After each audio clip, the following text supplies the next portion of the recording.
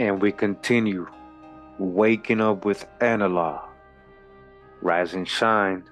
Make sure to follow the brother on Twitter. Great posts here. A lot of good learning. A lot of great discoveries.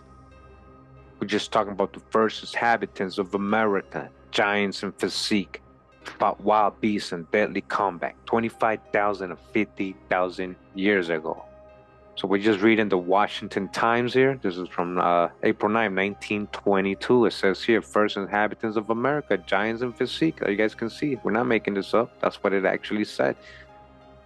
But what I wanted to do is actually come to the original article. This is in newspapers.com. I have an account here. This is the Washington Times Archives. This is from April 9, 1922. And again, as you guys can see, it's right here. First inhabitants of America, giants in physique fought wild beasts in deadly combat.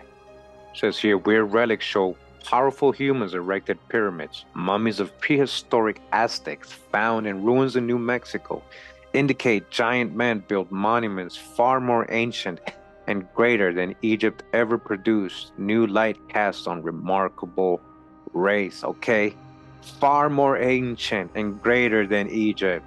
This is ancient Egypt. That's why it's greater, because this is the original. By Dr. W.H. Balu, well-known writer on scientific subjects, okay? The first inhabitants of America, of which we have knowledge because of the extraordinary perfect mummies they left behind, are variously known as the basket makers and spear throwers. They lived underground in the Southwest, with their dead mummified in sealed potholes of chambers well below the surface. Over in the other side, before I continue, says warrior Emperor Tigrinis' tomb reveals that first red-haired people in all of history dwelt in America, and that strange basket makers of prehistoric Utah were a kindred people to his tribe. Their successors built cliff houses over them, and either perished or moved along. Then on top of these cliff houses came succeeding races who erected the more modern pueblo, of which the famous Mesa Verde, constructed 5,000 years ago, is the best known type. The strange feature is that each succeeding race built a village or a city on the ruins of its predecessor, right? So they kept building on top of one another. It is more than a quarter century since the Hyde expedition unearthed mummies of the basket makers below the cliff dwellings of Grand Gulch, Utah. So again, this is below those famous archaeological sites that we know of today. So this is much older. These people they're finding, these mummies, are of an older generation. Again, we're in Grand Gulch, Utah. More ancient than Egypt. We're talking about Utah. Again, more ancient than Egypt. The Washington Times is letting you know. Naturally, certain questions have ever since been puzzling archaeologists. How did these strange people reach Grand Gulch? Whence did they come? And to what early race or branch thereof did they belong? A little more light has been thrown on these early Americans by the discoveries of Dr. Earl H. Morris. There is centered in the American Museum of Natural History the Archer M. Huntington Archaeological Survey of the Southwest, of which Dr. Clark Whistler, author of The American Indian Now, in process of a new revised edition, is director. This survey has ample funds and a very large staff, generously financed by Mr. Huntington. It issues its own publications. To Dr. Morris was assigned the task of tracing the wanderings of the basket makers and the route by which they got as far into the interior as Grand Gulch, Utah. He reasoned that he would only find basket maker remains and culture beneath other pueblos, and his discoveries have proved his view correct. In Aztec, New Mexico, he selected a great deserted city, or pueblo, of the usual skyscraper type of SUNY, New Mexico. Here we began excavations and entered cellar tombs so ancient that they make ancient Egypt modern. Again, They found tombs, what? Listen to what they're writing here in the Washington Times, guys. All right, when we talk about America's the true old world, you guys see they were literally saying this in 1922. Who is older? Where's the true old world? Again, I'm gonna read this part. The chambers, when they entered the cellar tombs and these excavations, right? They were so ancient that they made ancient Egypt modern indeed. I told you that's modern. That's the theme park over here. That's just a theme park over there. That's modern. The chambers he opened were sealed not less than 25,000 years ago. All right, Washington Times letting you know who was involved in this study. Scientists. This is the stuff they don't let you know. They don't want you to read. We're in part 5 of this series. Hope you guys enjoy the video and enjoying this whole series. Shout out to Waking Up with Analog for bringing these articles into our awareness. Washington Times, 1922, the chambers he opened were sealed not less than 25,000 years ago. Talking about in Utah. And the mummies within were as well preserved as when placed therein. Well-preserved mummies. His report to Dr. Whistler follows. 2 chambers are the most interesting of the numerous recent discoveries in the Aztec ruin, an enormous prehistoric pueblo community dwelling near Aztec, New Mexico. Beneath the debris adjacent to the famous Painted Room, opened in 1920, there has been found a second chamber, perfectly preserved in every detail. The pine and cedar beams in the smoke-browned ceiling are as sound as when the trees were felled, and on the wall stones the marks of the quartzite pebbles with which they were faced are as bright and fresh as if the artisan who shaped the blocks, although dead these thousands of years, had not yesterday gathered up his primitive tools and stepped out of the finished chamber. All right, do you guys hear what they're telling you in this newspaper? They never told us none of this stuff. This room was the tomb of a gigantic warrior, emperor, giant warrior emperor, who lay in solitary state against one wall, immediately back to the recessed altar in the Painted Room. The body was that of a veritable giant, 6 feet 4 inches high. I mean, that's not as, that's not a giant, really. I mean, we got people like that all over the place, right? Who towered head and shoulders above the average man of his tribe. So he was taller than the rest of his tribe, right? At 6'4". Death came to the stalwart defender of the village when he was in the prime of his life, and in the height of his glory as well, if one may infer the esteem in which he was held by the excellence of his tomb and the number of his burial accompaniments. The mighty frame had been wrapped in a mantle of feather cloth and enshrouded with a mat of woven rush stems, 2 battle axes. Back of the body there were 4 magnificent pottery bowls, a cup and a basket. Upon the skull rested a large spherical vase with a neatly fitting cover, both exquisitely wrought and ornamented. Within easy grasp of the right hand were the wooden handles of 2 stone battle axes, and by them a hafted knife of quartzite, as well as ships of flint and prongs of antler, the latter materials and implements for arrow making. A circular shield, 3 feet in diameter, unlike anything previously found in Pueblo ruins, covered the warrior from thigh to temples. It is an example of coiled basketry technique, the most primitive known, but usually thick and strong. The outer surface had been coated with gum and thickly sprinkled with flakes of mica. When held in the sunlight due to the numberless reflecting surfaces, the great disk would have shone with dazzling brilliance, perhaps sufficiently intense to have confused the vision of the archer, who sought to drive his arrow through the shield to the flesh behind it. Of 13 mummies found in an adjoining chamber, one was the most extraordinary which has come to light in the entire ruin. This was the mummy of an old woman who had been wrapped and bound in the usual burial position and then placed in one corner of the room. A stout splinter from a broken ceiling timber had been hewn to a point, then driven completely through the pelvis and well into the earth beneath. Ancient witch impaled. All right, listen to this. This is interesting what they're saying here. The shrunken body, thus impaled, presented a spectacle so gruesome that, at sight of it, even the hardened excavators shuddered. It seems probable that the old woman had fallen into disfavor in the village, had been perhaps a witch, and had been subjected to this extraordinary and cruel form of torture and execution. All right, so Dr. Hijack, we don't know if she was a witch. We don't know what the reason, but this is what they're saying they found in here. A woman with a stick through her body, impaled. It looked like she went through a lot of torture. She was executed. That's what they're saying. This gigantic warrior, emperor of the basket makers, is well named Tigrinis.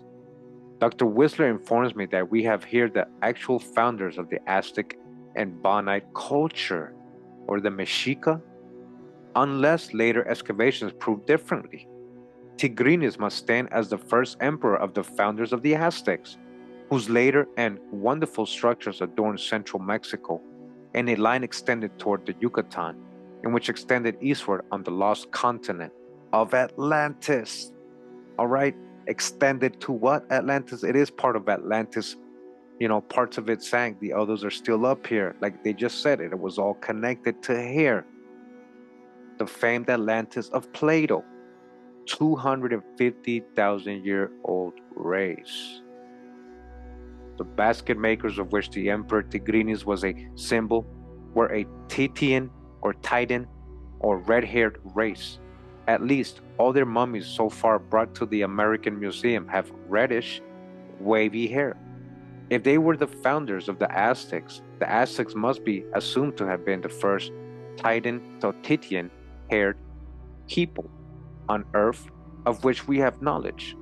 The hair color and the cross sections show positively that these first Americans never migrated here from Asia, a land of straight black-haired people. Okay, listen to what they're telling you. They're letting you know, everything they're finding here. Well, especially these red-haired giants, these were original to here. This is, again, the land of Canaan. This is a true old world right here.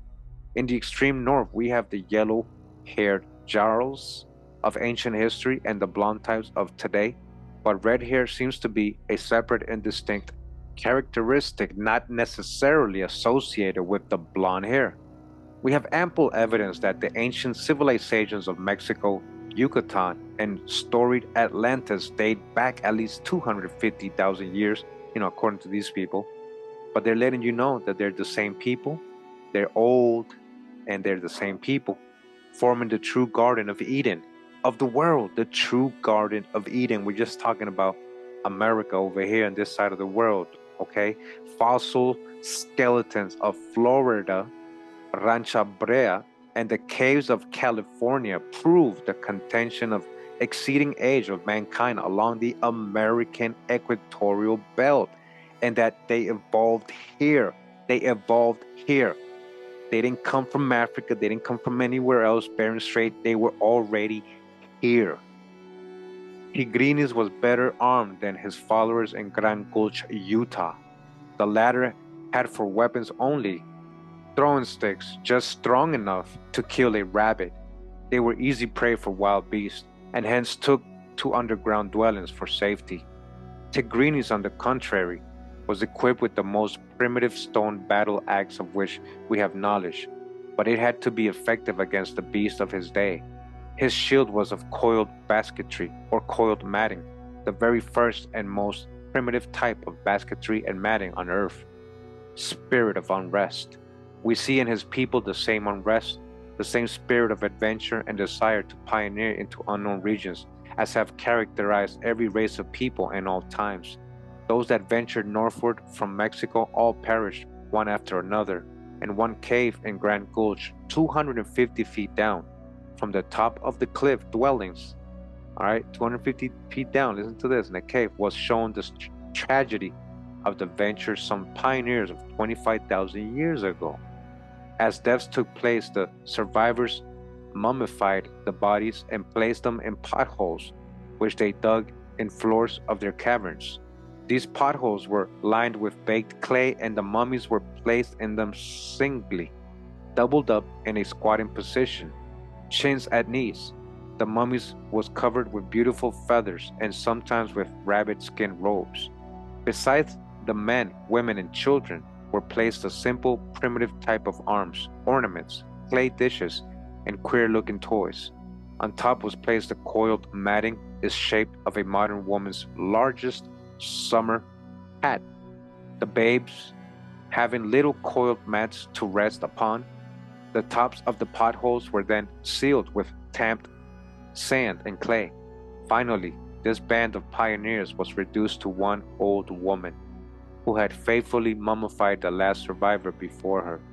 When her time came, she crouched against a wall in as near a mummy position as possible and died alone within the awful silence, the last survivor. But nature was kind to her. The dry air of the cave did its own mummification in a way. Her skeleton was found with its auburn hair intact. Her face had dried with its expression of pain, grief, and sorrow. Most of her body had been preserved in the dry air through many thousands of years in a cave which had been sealed by enormous accumulations of debris from above. Aztec is located on the property of H.D. Abrams, about 2 hours ride by rail from Durango, Colorado. The skyscraping pueblo on the rise of ground covers 300 square feet and has 400 rooms. The greater part has been uncovered and exposed to view of hundreds of tourists. The pueblo on top of the ancient settler homes was erected some 10,000 years ago, and its front is protected by a high plaza, which could not be invaded by an enemy or wild beast after the ladders were taken up. The painted chamber. The builders lived in a primitive stone age, and all their implements and tools were made of stone. The rooms, when cleaned of debris, were found in a perfect condition, just as left by their last occupants. The ceilings were standing, and many objects were left intact by the former inhabitants. The most stunning room of the great Aztec pueblo unearthed is the painted chamber. Dr. Clark Whistler states, "The room is in perfect condition, the interior plastered and painted in brilliant white, with dull red side borders and a running series of triangular designs. No room approaching this in beauty and perfection has ever been discovered in America." Here was the holiest sanctum or shrine of the prehistoric people. Herein is the sacred altar, with a sacred serpent carved in wood over the ceiling, of the finest workmanship. Nothing like it has ever been found before. Built first pyramids.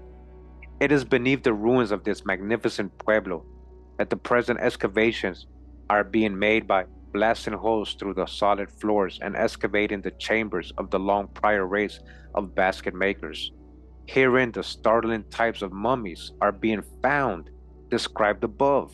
From these wonderful preserved mummies of 25,000 or perhaps 50,000 years ago, there is one significant inference.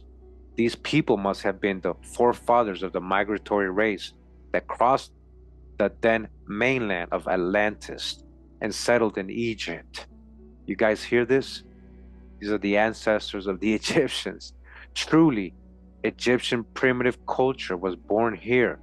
All right? This is the true old world. How many times, how many references, how many different people are going to tell you? And later perfected on the banks of the Nile. And remember, the true Nile, which means great river, is the Mississippi. We're just talking about the same place. It's all here. They're distracting you. They created a theme park over there. Here also began the art of pyramid structure. And Mexico has far larger pyramids than were built in Egypt, okay? Pyramid building, architecture, all that started here. Civilization, agriculture. We've already broken this down. Now the source telling you that pyramid structures, all right, the art of pyramid structures That also began here. And our pyramids are larger than the ones in Egypt. Some of them in Yucatan, far more perfected with ornamentation, with many details. It was in one of these Yucatan pyramids that Le Plongeon unearthed the gigantic statue of Chacmol, which the Mexican government seized and took from him. Possibly our warrior emperor Tigrinis posed for it. And again, this is just an image of the excavation. Now remember, these cellars were found under the Pueblo ruins. It's a whole different generation. It's older than the Pueblo ruins that you see above. This is them excavating it. And it says here, the cover of the pothole tomb of Tigrinis, shown above, is of coiled basketry like a merry widow hat. At the left is a mummy of a sacred turkey. Then, as now, a bird of high degree, all right, the turkey, all right, the turkey. Below is a scene in the excavation yielding these wonderful finds. We're just talking about the first inhabitants of America, the original people, older than ancient Egypt, older than what we see over there on that side. All right, this is in the Washington Times, 1922. They're letting you know. Now, a lot of you guys know that throughout North America, Central America, South America, they have found many inscriptions, artifacts that they're saying resemble old world writings. And since they cannot tell you who the American Indians are, where they originated, they can't tell you that it wasn't American indigenous people that did all these petroglyphs and all these old world stone sculptures, tablets. What we're looking at right here, for example, this is the Redbird petroglyphs in Kentucky. Now, this rock art is not in its original place. We're going to read about why. And right here to the left, you guys can see a sign which is distinguishing a lot of the writing in here, supposedly. As you can see, one of them is first century Christian monogram. It says in Hebrew and Greek letters. It means Jesus Christ, Son of the Father, according to somebody, right? Then it says in Ogum Rebus. In the Gaelic language, it means the right hand of God. On the middle says sun disk and inscription of Ra, the Egyptian sun god. It's carved here by Nile mariners. It also says on the bottom Iberian Punic writing, Libyan style of Tunisia and Numidia, glyphs as well, South Semitic glyphs, and a sun disk, the symbol of Ra.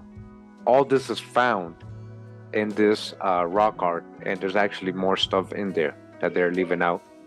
They're saying about 8 or 9 different old world scripts or languages in this rock from Kentucky. Just a little bit more on this inscription. It says here, Rock Art of Kentucky by Freddie Coy Jr., Thomas C. Fuller, Larry C. Meadows, James L. Swagger. This book actually goes over many petroglyphs, inscriptions found throughout Kentucky, a lot of them showing old world similarities. For example, right here is showing you Mattingly Rock Shelter. The petroglyphs are in the inner facing portion of the boulder, all right? And then we're gonna go to a zoomed in version right here, the Mattingly petroglyphs. You can see like very similar runic, like to Viking writing. You know, some can say that. Then you got the Tar Spring Rock Shelter showing large sandstone slab bearing petroglyphs. And this is right here, sandstone slab bearing the Tar Springs petroglyphs. All right. Here's a composite drawing of the petroglyphs. So we go to the Redbird River petroglyphs, as we were just talking about. Now, this is the rock before it actually fell into the highway we're going to read. This was its previous original location. So they put up a marker there, right, when they built this highway, and they try to say that this guy, this Chief Redbird, was the one who actually made the inscriptions, and that's totally false. Later on, they say, no, we didn't say that, but they clearly put it that the markings are attributed to him. So they are giving credit to him, trying to throw you off. We're going to read about that. It says, we first heard of this from Michael Hensley of Oneida, who, having been stimulated by a paper on Kentucky petroglyphs by one of us, visited the site and found the markings still clearly visible. At his invitation, we too examined the site and found the carvings on a vertical face of sandstone 16 feet above the road. And here they got a picture of it and its original location, okay? And again, this is the drawing they have right here. Drawing of the Redbird River petroglyphs. After inspecting the area, it appeared that Kentucky Highway 66 was graded to a lower level than the original ground surface. This was confirmed by Mr. Hensley, who told us that only a trail had existed previously. An estimate of the original surface would place the carvings at chest height. All right, so when they built the highway, they dug and brought the level down. So you used to be able to stand there and the rock would be right on your chest. Now, this is the part I wanted to go ahead and emphasize on this book. They admit that these carvings, right, these inscriptions were different from any of the previously reported Kentucky petroglyphs, very different, in that they were made up of sharply incised straight lines. No mention of Chief Redbird could be found in several early Kentucky histories published in the 19th century. Therefore, we contacted the Kentucky Historical Society and received the following letter. Wentworth, 1969. You will note that on our marker we say that he was a legendary Cherokee Indian. There is much legend in the area, but very little of any specific nature, and no reliable dates are available. The only thing that we can do is guess that it occurred probably about 1780, 1800. That was when settlers were first coming into the area there, although they were very sparse. All right, so again, he just admitted in 1969 they made the whole thing up. They guessed when they made that marker, attributing it to this Cherokee. So again, they're admitting that they're guessing. They don't know, so they cannot tell you who really did it. They don't know, they're guessing. A series of well-preserved linear carvings on a sandstone ledge extending from the face of a small cliff in Clay County, Kentucky has been described. The antiquity of this petroglyph has not been established. They don't know how old it is. See, they cannot tell you it was made in the 1700s. But the legend concerning the origin has been alluded to. All right, the legend. All right, this is not Cherokee, this is actually old. But what happened is that on December 7th, 1994, the 50-ton stone bearing the petroglyphs fell from a sandstone cliff above the Redbird River onto the Kentucky Route 66. All right, in 94 it fell. So they actually moved it. It was transported to its present location in Rollins Stinson Park in Manchester, where it is roofed over and fenced. The original site was enrolled on the National Register of Historic Places. Under interpretations, it says a sign adjacent to the relocation stone in Manchester states that at least 8 Old World alphabets are engraved on it.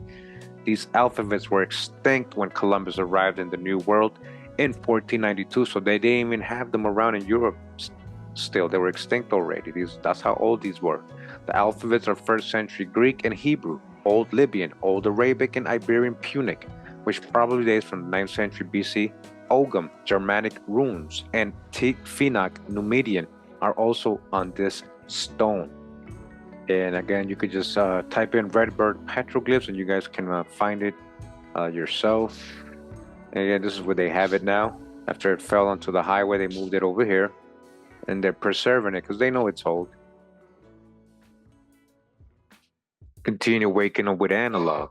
We got another cave system in Kentucky, even more grand than the Mammoth cave system. Roads, rivers, and stone coffin Egyptian mummies. This is from 1878. A wonderful cave. Another wonderful cave has recently been discovered near Glasgow Junction, Kentucky. It has already been explored for a distance of 23 miles in one direction, called the long route, and 16 miles in another direction, called the short route. Do you guys hear how big this cave is? The avenues are very wide. A span of horses can easily be driven through for a distance of 11 miles. 3 rivers wide and very deep are encountered on the long route. One of them is navigable for 14 miles until the passages become too narrow to admit a boat. This forms the third or river route, which has to be explored in a boat. The cave is wonderful beyond description and far surpasses in grandeur the Mammoth or any other cave ever before discovered. Several mummified remains have been discovered in one of the larger rooms. All right, they got mummies in here. They were reposed in stone coffins, rudely constructed, and from appearance may have been in this cave for centuries. They present every appearance of the Egyptian mummies. Okay, you guys hear that? Newspaper letting you know they found coffins in this cave, this immense cave in Kentucky, with Egyptian-like mummies. The owner of the cave, Thomas Kelly, is, or rather was a few days ago, a very poor man, struggling to make a payment on a farm of 24 acres, upon which, by mere accident, the entrance to this wonderful cave was discovered. He obtained about $400 for 3 of the mummies and is now offered $10,000 cash for the cave. You guys hear that? They're like, yo, give us the mummies so we can throw it in the European museums and say it came from the desert over there in Egypt, modern day Egypt. The newly discovered cave has been named the Grand Crystal Cave and is as beautiful as its name implies. Ladders and bridges are being constructed, and Mr. J.R. Puckett, a capitalist of the town, announces his intention of having a small steamboat constructed expressly for the purpose of navigating its wonderful rivers. Dispatched to the Cincinnati Commercial. All right, you guys hear that? This is a Mason report coming out of Kentucky, 1878. And as you guys saw here, he said he was going to build stairs and everything, making an attraction, I guess. And what happened? Where is this cave today? We got buried cities in Arizona, 1899. Again, buried Arizona cities. Great ruins where once lived a forgotten race.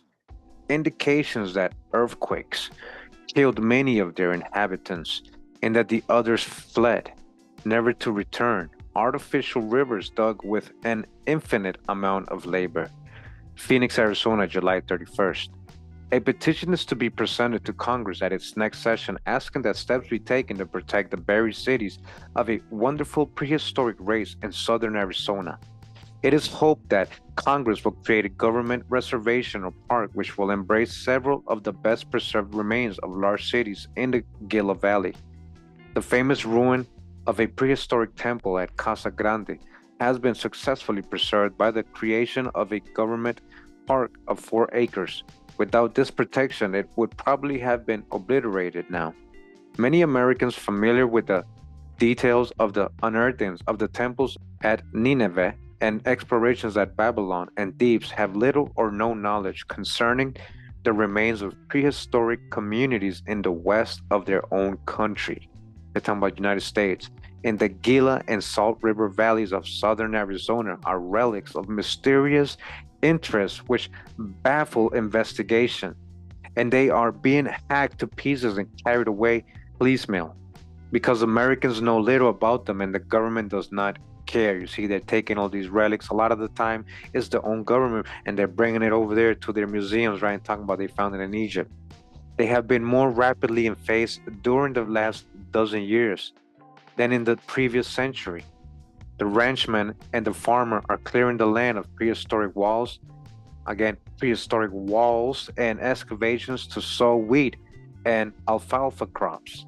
Modern irrigation systems are demolishing aboriginal masterpieces of masonry, and Kurimeo hunters are hacking to pieces mural works and digging into ancient tombs, merely to get something uncommon to keep or sell.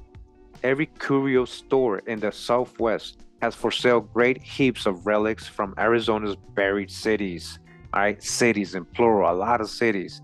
On a broad sloping plain beginning at the confluence of the Gila and Salt Rivers, 42 miles from Phoenix, are the greatest ruins of the prehistoric towns. Some men of science say these towns were built in the Stone Age. Others say they existed 7,000 years ago. There are outlines of 2 towns among the sandy wastes that must have had populations of 40,000 and 50,000 each, while there are a half dozen other ruined towns of 20,000 population. Their builders had a high degree of engineering skill. Huge trees were transported to them from forests 60 miles away. Great masses of stone were brought from far-off quarries for about 90 square miles. The Gila Valley is an aggregation of ruins, irrigation canals, the oldest known in the civilized world, the oldest known in the civilized world, irrigation canals, all right? So these are probably older than the ones in Caral, because those were old, are found throughout the region, all right? The oldest canals in the world. We're just talking about a forgotten race in Arizona. And these are some of the canals they're talking about here, these prehistoric irrigation canals, possibly oldest in the world. Touch the hijack here with their dating here, but it's just an example you guys can see. Ancient canals, canals of the Salt River Valley, Arizona Canal, Grand Canal, Crosscut Canal, Western Canal, Consolidated Canal, Eastern Canal, South Canal, Temple Canal, Highland Canal, Old Crosscut Canal, Maricopa Canal. Continuing another article regarding the same canal, says marvelous skill. These waterways were built with exactness and skill. The largest has been sadly torn to pieces in the last few years by the ranchmen, but it still shows the wonders of its construction. It has an average width of 7 feet. It is 60 miles long, and it terminates in reservoirs a mile long, half-mile wide. Think of the enormous labor constructing such a canal and reservoir with stone implements and of carrying the excavated earth away in wicker baskets. But that is only one of 17 distinct prehistoric irrigation systems in the Gila Valley. The size of these canals gives some idea of the scale of which these people conducted their agricultural operations. They constructed an artificial river to supply the water which their crops required. They grew great quantities of corn, and they also raised beans as well as 2 or 3 varieties of squashes. Professor McGee of the Smithsonian Institution thinks it probable that they kept the guanaco and domestication, and evidences are found which indicate pretty certainly that they had turkeys. One may walk for miles in this region and find every foot of the sandy surface more or less mixed with pieces of broken pottery. The paint is still on them and is not in the least faded, though they have lain exposed for centuries. In the neighborhood of Tempe, an overflow from the Gila at some distant period washed against the ruins until they crumbled and were spread out level with the country. All right, something happened. You see that washed away. Back 10 miles from the Gila River, the ground is higher and was once the site of a city. Portions of the buried city wall by which it was protected are still standing, more than 20 feet in thickness.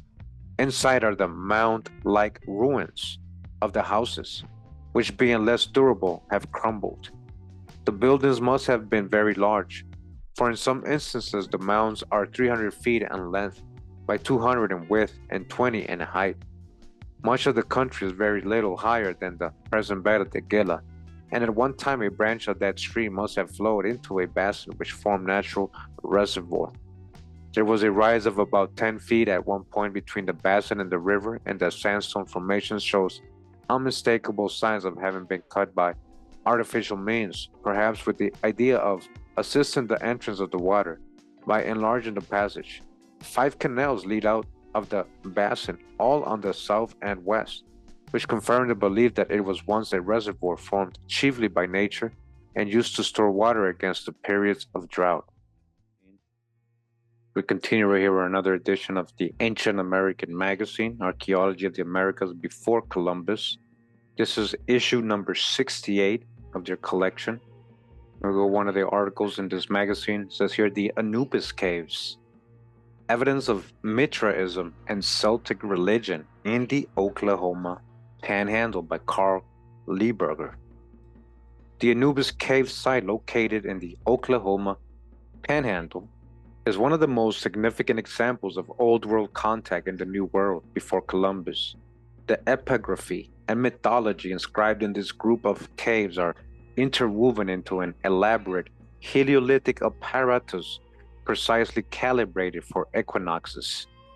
Phrases in Celtic, etched in Ogham, and Libyan script have been interpreted to refer to celebrations at equinox and mention Bel and Grian, Celtic names for the sun god.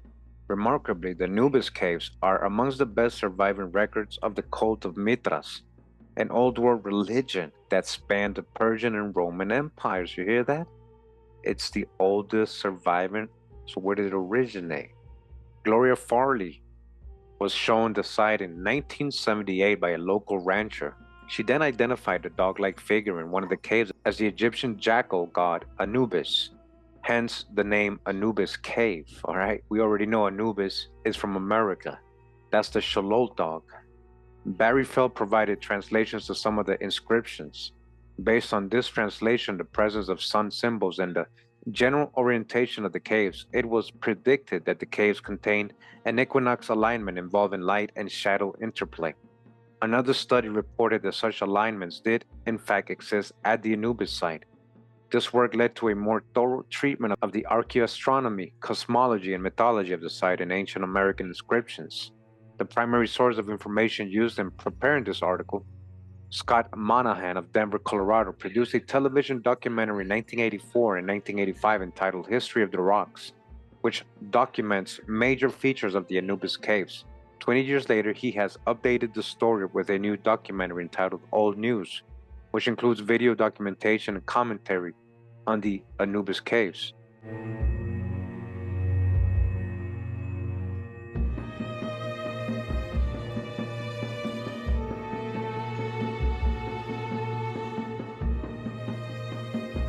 The date is pulled out of the astronomy, and the astronomy verifies the inscription. Those two things make this unique. We have nothing like it anywhere in the country that I'm aware of. Grian si mi tuegaun, jes ame mi chudele. This is Old Gaelic, and we're guessing at the vowels because the vowels aren't written. It goes on to translate, the sun is 6 months in the pleasant north, in the gloomy south for the other months. As the nose pointer shadow crosses the upper stem line on equinox, the forehead of the shadow above aligns with the first of 13 notches inside an eyebrow-like petroglyph. They draw a line, as they did in the Book of Alimot, a late 14th century manuscript, which explains and translates the oath.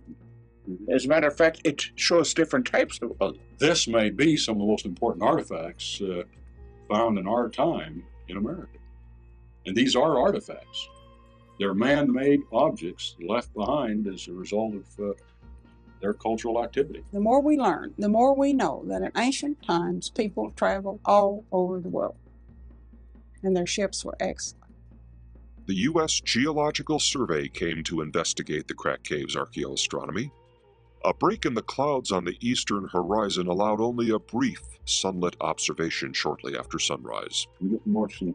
I can see the disk. We got a sun disk.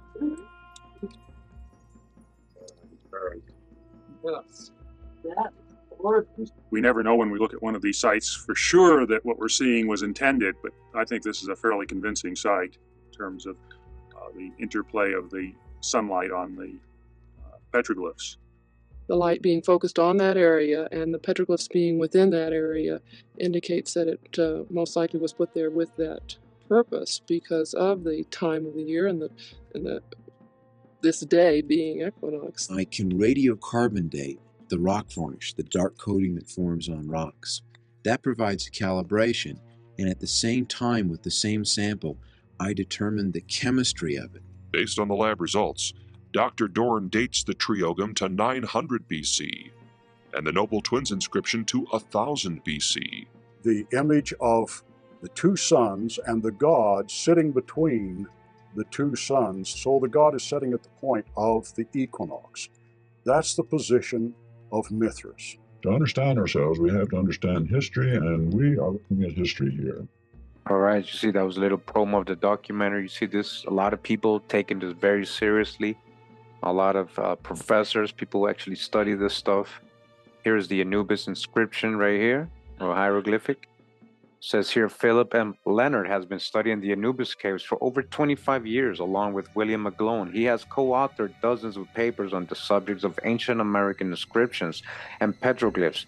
His most recent research on the Anubis cave is a monogram entitled A New World Monument to Mithras, which provides more thorough coverage of the material presented in this article. Leonard and Monahan are among the few researchers continuing to investigate and document the Anubis caves. Continue a little bit more ahead, it says Mithras is often shown wearing a cape covered with stars. In Anubis cave too, he wears a cape and is positioned between a rising sun and a setting sun. 7 rays emanate from his head. Mithra is the ancient Irish word for the rays of the sun. The 7 rays may also relate to the 7 grades of Mithraic initiation.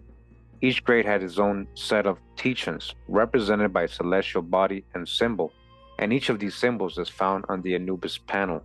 For Phiri, the ancient writer assigned Mithra's proper seat as the line of the equinoxes. Very thorough little article here, showing you what's inside the cave and interpreting it. Again, they're telling you Celtic and Mithra religion. And we got Ogham writing as well. It says here figure 7, the 6th month Ogham. And on the left here, cave 1 constellations. And some more drawings right here. Figure 8 Bel Ogham from Anubis cave 4. So there's many caves, not just one cave here. There are Ogham-like inscriptions in 5 of the Anubis caves. The first to receive attention was the 6th month Ogham in cave 3. It was originally translated by Fel, as the sun is 6 months in the north, in the south for the other months. Fel's early translation led to the original suggestion by John Polanski that the site was associated with the equinox. And then we got another here in figure 9, Libyan writing on the Anubis panel. All right, so we got Libyan over here too. So a lot of good research here. So it's not just one person saying this is so. There's a lot of people telling you these are old world inscriptions here. This is one of the most famous places in America, the Anubis cave. I wanted to bring this to your awareness in case you weren't aware of it. So you can do some further research if you like on the Anubis cave. Again, these are old world inscriptions found here in Oklahoma. It says here in the conclusion, the equinox alignments at the Anubis caves were not solely established for calendar keeping and calibrations. Instead, they were created as part of a complex monument involving the constellations interwoven into ancient mythology and cosmology. While ruins of several Mithraic temples or Mitriums survive in Europe, none known to the author display the astronomical details, cosmology, and mythology found at the Anubis caves. Whoever inscribed them in Oklahoma had to know Ogham script, the Celtic language, astronomy, and Mithraic religious symbolisms in use over 1,500 years ago. All right, letting you know America's the true old world. We had Casa Grande in Arizona, another article here speaking on it from 1893. Here we got a picture of Casa Grande. They're saying it's about 3 stories, but we're going to see how tall it really was when the Spanish supposedly got there. And as you can see, this old world building says here, Casa Grande ruins. A writer in the Native American who recently visited the interesting ruins of Casa Grande says, the ruins, which are roofless at the present time and 3 stories high, were, when discovered by the Spaniards, 7 stories and covered by a fine cedar roof, which was burned at the time of the Apache invasion. At the time of the building of the structure, cedar may have been grown in the vicinity, although now there is none nearer than 100 miles.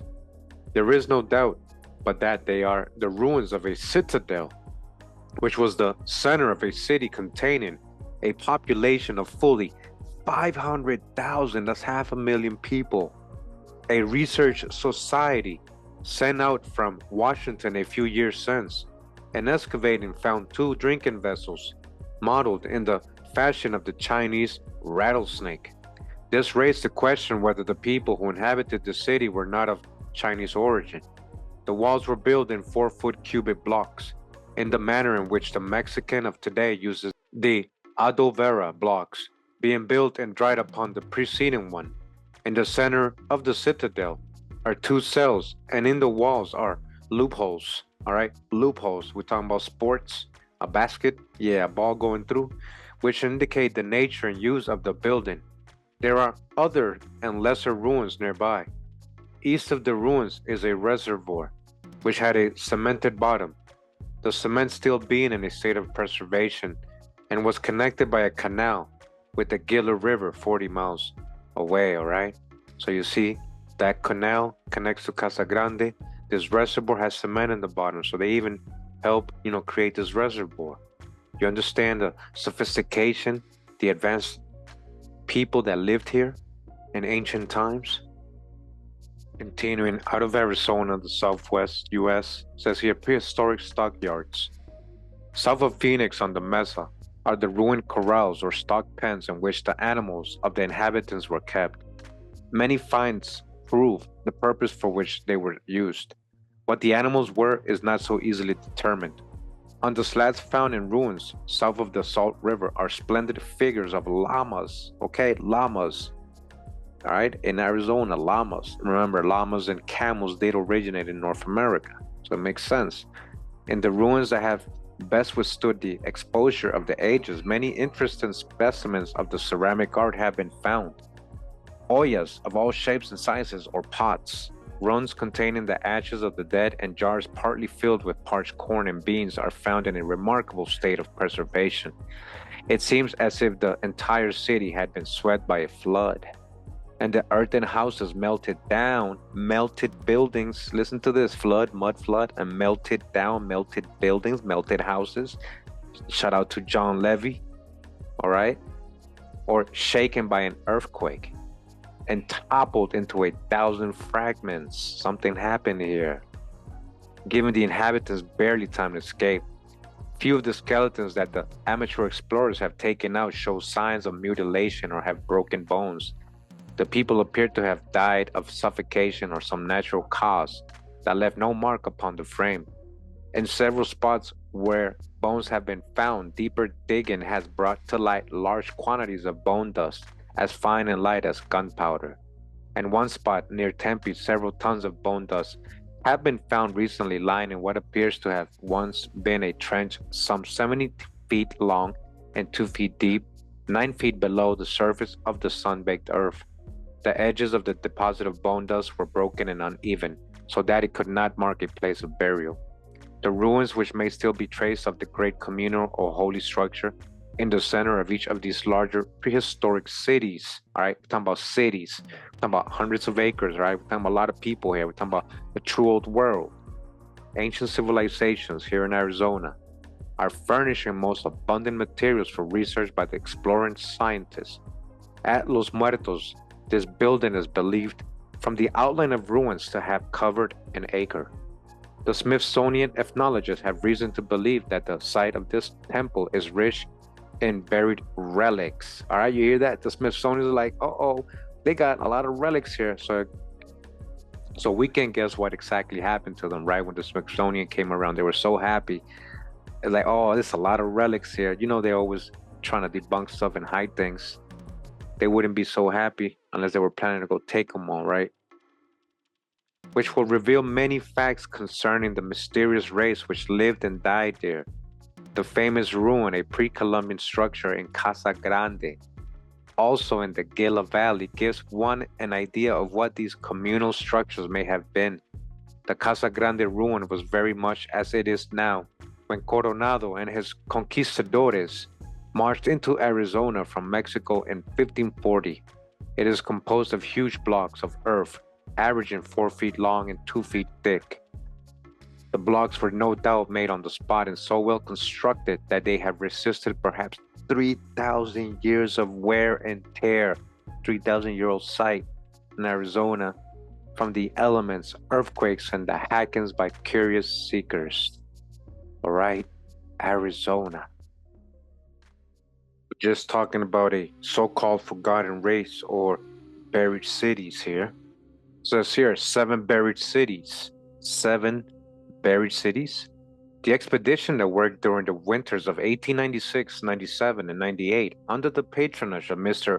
Butum in the neighborhood of Mesa, a little town in the eastern part of Maricopa County, revealed vast possibilities for scientific investigation in these buried communities.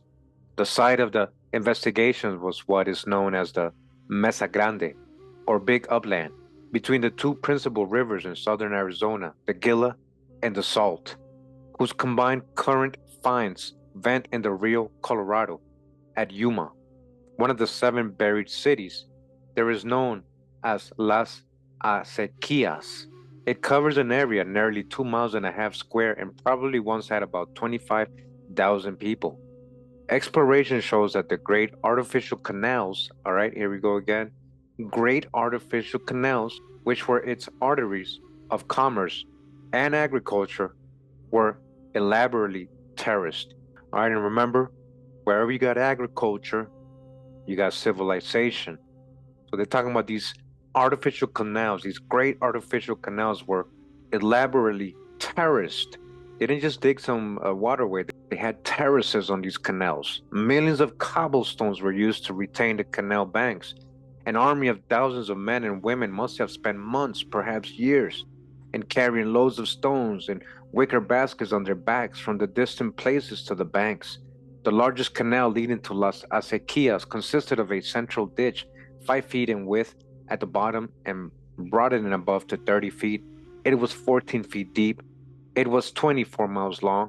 It terminated in a closed reservoir, 1 mile in length by half a mile wide. The construction of such a work nowadays would be no mean engineering enterprise. But the vastness of the undertaking by a little city where only stone implements for digging and wicker baskets for transportation were known is extraordinary, all right? So again, dodge the hijack, you see. Obviously, they had way more advanced technology and tools, most likely. The Botum explorations also revealed the interesting manner in which the mysterious race protected its canals against escapage of water therefrom. From water obtained at such physical expense is very precious in any community, ancient or modern. To render the clay beds of the canals impervious, it was first puddled and then, by means of burning brush and wood, gathered in that hot arid region only by the most arduous labor, it was burned to a terracotta consistency. The Botum expedition proved the fact that the prehistoric people used their canals for navigation. The enormous cedar timbers that are yet found in these wonderful towns came from mountains 5,000 feet high and about 70 miles distant. There was no way to get them to the places of their use but by floating them down the rivers and through the canals. The course of the smaller canals may now be traced, centuries after they have been filled with sand and vegetation, by means of small black pebbles placed along the inner banks by the inhabitants. All right, and that's how they are able to see the smaller canals. It keeps going, but we don't have that part. But just another one so you guys can see what they were finding in this area of Arizona. We continue waking up with analog, and again, we're just talking about prehistoric towns. We're going to continue talking about these canals in this area of Arizona. We got another newspaper article here. It says here, along the main canal, the exploration of Professor Adolphus E. Bandelier and Mr. Botum show clearly that these prehistoric towns extended along the sides of the main canal for a great distance in proportion to their width and were situated on the outer edge of the cultivated tract, which included all the intervening land to the river. The towns all consisted of enormous central citadel or temple buildings within clusters of dwellings and walled enclosures, which in turn were surrounded by the thatched huts of the laborers. Stone and sun-dried bricks were used as building material, and main earthen walls were formed within a framework of timber and wattled cane. Thus, their architecture was derived, like their pottery, from original basket types. The best preserved walls show that the houses were in large communal blocks, 300 or 400 feet long by 200 feet wide, and possibly larger, built 3 or 4 stories high, of adobe bricks without admixture of straw. They were situated near the canal or its branches, were sometimes provided with a special reservoir, and in all cases had 1 or more pits or ovens for cooking purposes. The walls were probably protected from climate influences by cement of some kind. The citadel structure are thought, from the thickness of the walls and the amount of debris, to have been 6 or 7 stories high, and to have been used in times of war as a place of refuge. All right, again, a place of refuge. And each city was also another large public edifice, oval in form, 40 or 50 feet in diameter, and conjectured to have been a temple of the sun. Representations are found in the rock inscriptions and in terracotta images of an animal that was undoubtedly used as a beast of burden. This beast resembled the llama of South America. Spanish writers at the time of the conquest by Cortez and Pizarro speak of the existence of woolen cloth among Pueblo Indians, and as nothing has been disclosed indicating contact with the whites, it is presumed that these people had domesticated the llama. Alright, letting you know they had the llama here in the Southwest. If this is so, it establishes a connection between these people in Arizona and the Peruvians.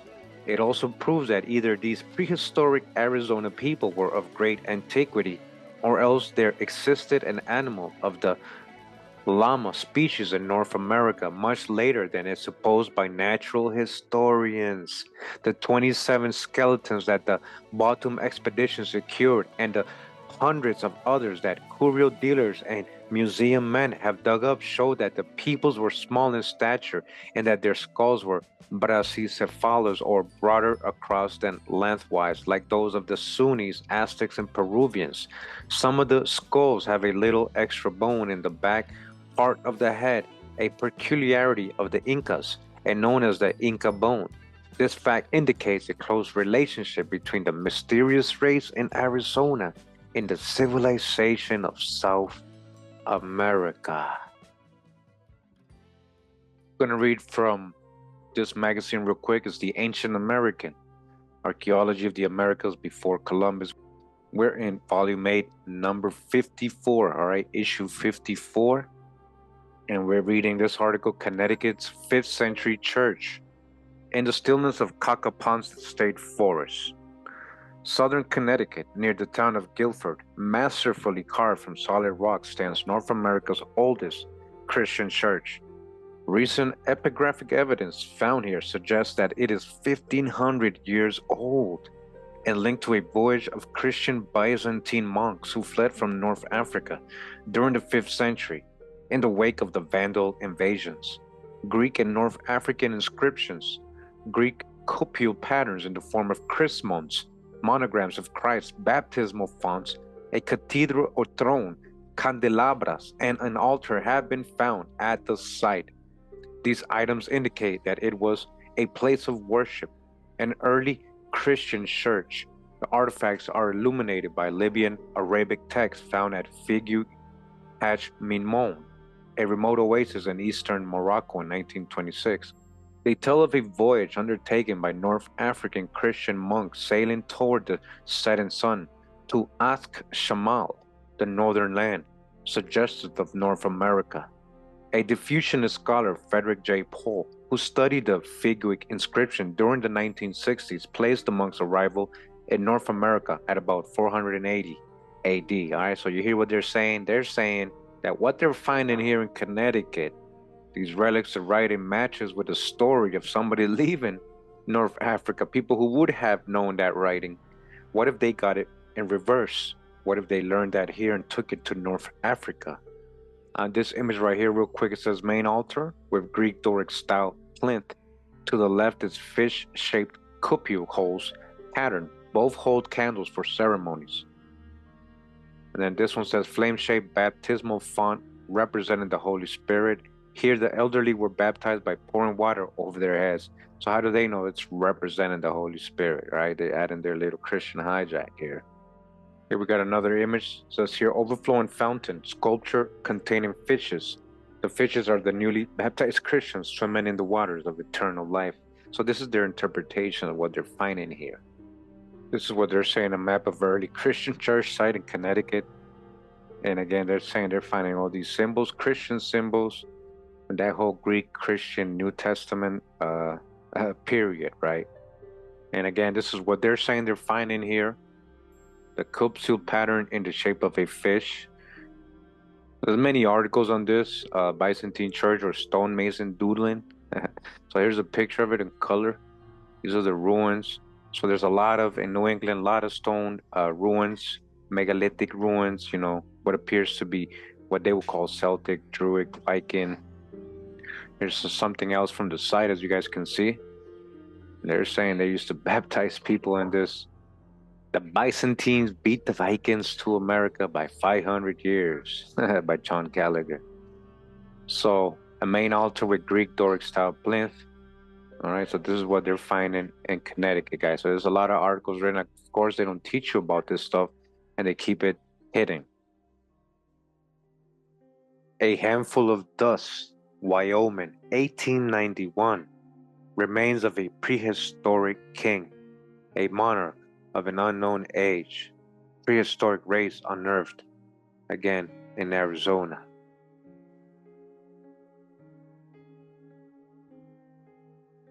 Here's the article, a handful of dust. It is all that remains of a prehistoric king. A valuable archaeological find in Arizona, evidently the tomb and remains of a monarch of an unknown age. Among the most valuable discoveries ever made on the American continent, from an archaeological standpoint, is the tomb of a prehistoric race recently unearthed at the village of Crittenden, Arizona. The workmen had penetrated at some 8 feet below the surface of the ground what they took to be stone of a soft, friable nature, but which was evidently masonry of very superior workmanship. When they reached the tomb itself, this was composed of large square blocks of stone, which was identified as red or rose granite, and cemented together with such skill as to at first cause the whole measuring 12 by 15 feet to appear as a solid mass. The opening of this, while very difficult, as the use of powder was prohibited by Mr. Hendrickson, who, as a learned archaeologist, was placed in charge of the exhumation by the authorities, was accomplished by night, when the interest and curiosity of the party was so great that the work was continued by lamplight till dawn. The tomb, when opened, was found to contain a gigantic image of a man lying at full length and made of clay mixed with a sort of preparation which gives it a bright blue color and a slight elasticity, the whole appearing to have been subjected to great heat. The image represents the naked figure, except for a very tight girdle about the waist, a pair of close-fitting sandals, and a crown on the head shaped very much like a bishop's mitre, but topped with the head of a hawk or eagle. The features are roughly molded out of an imperious cast and of a man in middle age with a prominent nose and a very wide mouth, but with cheeks boned so low as to preclude all idea that the original could have been an Indian. The hands, which are as small as a woman's, and bear on the backs the head of the bird as on the crown, are crossed on the breast and hold an image about 3 inches long of a squatting figure, probably that of a god. The feet are also crossed, the right presenting the peculiarity of possessing a 6th toe, which the sandal is cut to bring into prominence as if the owner had prided himself on it. The hair of the image is dressed in thick curls on both sides of the head, reaching to the shoulders and brought down to the brow of the forehead are thick curls. Careful examination of this clay figure revealed that it was merely the elaborate coffin of the real body and could be opened from the back. This was done with the possible care so as to not disturb the remains within. Do you guys hear that? So this was the actual coffin, like a whole clay molding of a person, but it was actually the coffin. But a few handfuls of dust, dark brown and almost impalpable powder was all that. I guess it's all that was found. And then it says here, the crown is of thick red gold, carved with minute but well executed drawings representing battle scenes, triumphal marches and other pictures, the meaning of which is somewhat misty. But in all, the principal figure is that of a man with 6 toes on his right foot. The workmanship of the whole crown is very fine, and the bird's head on top of it is a masterpiece worthy of Cellini. It holds in its mouth a magnificent chalchuitis or green diamond, valued by the Aztecs, which shows some attempts at lapidification. The girdle found is composed of plates of gold arranged like scales and very thin, so as to give with every movement of the wearer's body on each of these plates, which is in shape of a half ellipse, is engraved a figure or hieroglyphics, conveying, however, no hint of their meaning in their form. The image of what is, presumably, a god, is made of clay combined with the preparation spoken of before, and also burned till thoroughly hardened. It represents a male being seated on a pedestal in a squatting posture, its eyes squinting and grinding in hideous mirth, while both hands are placed over the ears as if to shut out sound. A peculiar thing about this image is that its hair is represented as hanging down its back in one long plait like a Chinaman's. The figure is hollow, but contains only a half a dozen small black pebbles, highly polished, and a somewhat larger stone of a dull gray hue. The coffin and these relics are to be donated to the State Museum of History and Archaeology at Tucson. Alright, so what happened to this? No clue of any value as to what race the remains are to be ascribed can be found, but it is probable that it was one antedating the Aslan and even the mound builders. They're talking about this is older than Aslan and the mound builders, and superior to both in knowledge of masonry, sculpture, and the working of metal. Right, so again, this is what they're finding in Arizona in 1891. We have a wonderful discovery here out of Missouri, 1879. Discovery of a cavern cut in solid rock. It says here, a wonderful discovery. Vicini's Indiana Sentinel. On yesterday, an old gentleman by the name of Shasiri, living about 8 miles southeast of here, in that section known as Chimney Pierce Hills. The name was derived from an ancient pier or pillar of stone, now partly destroyed, about 15 feet high, shaped like a chimney and having a sunken square in the base as though designed for a fireplace, supposed by many to be a relic of those wonderful prehistoric people, the mound builders, came to this city and detailed their wonderful discovery, a cavern cut in the solid rock or bluff, which, if anything like represented, will take its place among the most remarkable and wonderful of archaeological discoveries. As we learn the story, Mr. Shashiri started out early this morning to seek a sheep which had strayed away from the flock. He was penning for the purpose of shearing, following along the basil's skirting an immense table of rock, known from the first settlement of the country as Chimney Pier. He heard the faint bleating of a sheep, apparently from behind a great standing splinter torn from the mast, probably by a thunderbolt, and detached until a broad fissure parted the two. Thinking the animal had become entangled in this fissure, he sought to slip, and it's a little confusing, just says, and prepared, and the fragment next to the precipitous bluff, when he lost his hold and fell some 15 feet, aligning temporarily on the edge of a smooth, flat stone concealed in a dense undergrowth. So basically, the man was looking for his sheep. He fell somewhere about 15 feet. Judge of his alarm as he found this platform under his feet slowly swinging like a trapdoor, letting him down in the depths of the earth. The shock of the fall was such as to deprive him of all power to catch and save himself.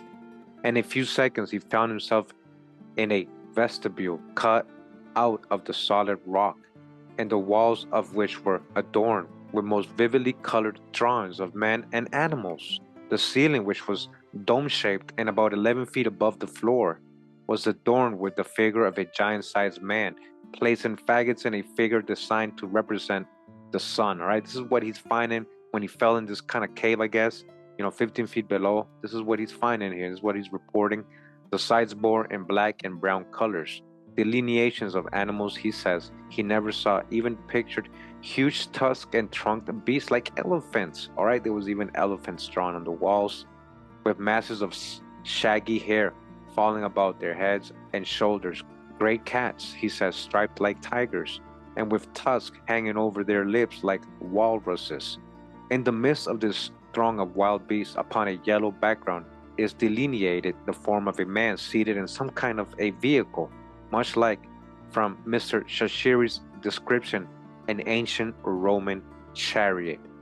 All right, this is what he's seeing in this cave that he fell in, this temple he fell in.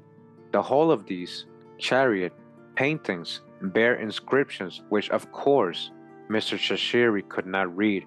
On one facade of this prehistoric temple, The unknown artist had depicted birds and fowls, curious and gorgeous, score after score of them, says Mr. Shashiri, none of which he could recognize as now common in this country.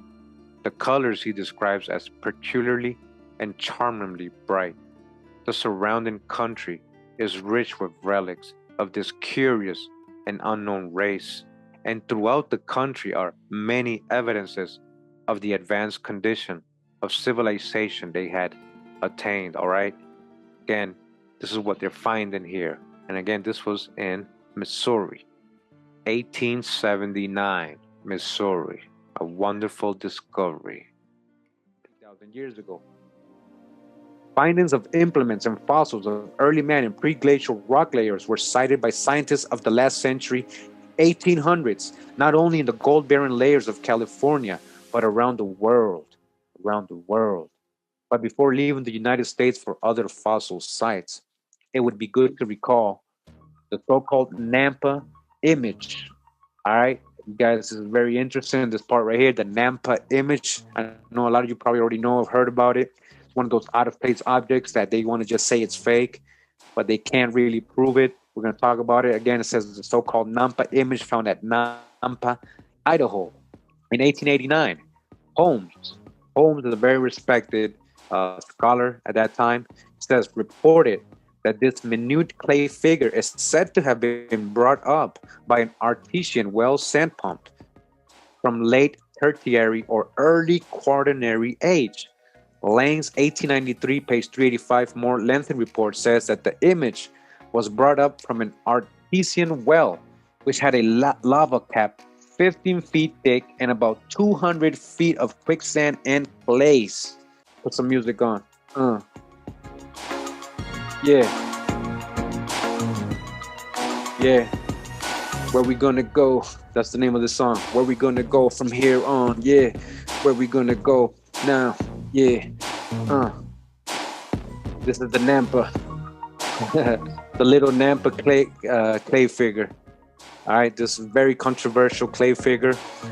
Very popular amongst conspiracy theorists. So it says here, the Nampa figurine remains a controversial artifact. All right.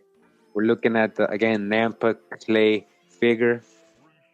All right. It says here, Lane's detailed account of the findings of the Nampa image relates how the ancient land surface, now covered over by more than 200 feet of sands, clays, and lava, correspond to the California gravels in geologic age. The small clay figurine was encrusted with rains of iron oxide like the clay balls found in the sand, which seems to bear conclusive evidence of its great antiquity. The entire 11th chapter of Lane's book is on the subject of tertiary man, so if you doubt in it, look up Lane's book. That's a famous scholar. Look it up. Real science. This ain't pseudo. They just can't admit to it, but they won't say it's fake. Just before we continue, I got a little video here. It's fair use for your caboose, fair use. You know, this is for education only. We're just trying to build and learn here for commentary and criticism. All right, so don't give us no copyright because this is fair use. All right, we're talking about the Nampa figurine. Well, on to a news story today. A tiny figurine found in Nampa has for many years sparked a whole lot of controversy. This is pretty interesting. Is it one of the area's most interesting archaeological discoveries, as some people claim? Or is it one of the biggest hoaxes in Idaho history? Well, I dug into the mystery behind what's become known as the Nampa image. It's July of 1889. Several men drill for water in what at that time was the very small town of Nampa. Reports say they were drilling down about 320 feet when this tiny clay figurine surfaced. It's the crude figure of a woman, only about 1.5 inches long, with what appears to be one leg broken off. It's really fragile, it's really small. Nothing like that's ever been found that deep anywhere in North America, let alone in Idaho. The figure, which is now known as the Nampa image, is housed here at the Idaho Historical Museum. You can see it actually if you just call ahead and make a special request. But where did it come from? Some say Native Americans made it thousands, maybe hundreds of thousands of years ago, but we may never know for sure. The scientific community of the time spent a lot of time arguing and debating what it was, and no conclusions were ever come to. And even today, experts have no real proof of its age. We assume it was made sometime in 1889 when the guys made it. Somebody made it. It's not ancient in any way, but there's no way to date it. It's made out of clay and sand, and you can't get radiocarbon dates or anything like that with it. The Nampa image is so small that if you test it, it's going to have to be destroyed. And so that's something we don't want to do because it's a record of the past, and we're really interested in keeping it in the collection. The so-called discovery of this Nampa image made a lot of news back in that day, as word spread that the well drillers had found an object of, quote, considerable antiquity. And then in a sense, the story kind of got away from them. We don't know why they did it. We don't have any motives for why they would say this or do it. We just don't think it was true at the time. So the question remains, will we ever know where the Nampa image really came from? No. We never will. Stop lying. I mean, we'll never know for sure. Stop lying. Rachel Garceau, today's 6 on Your Side.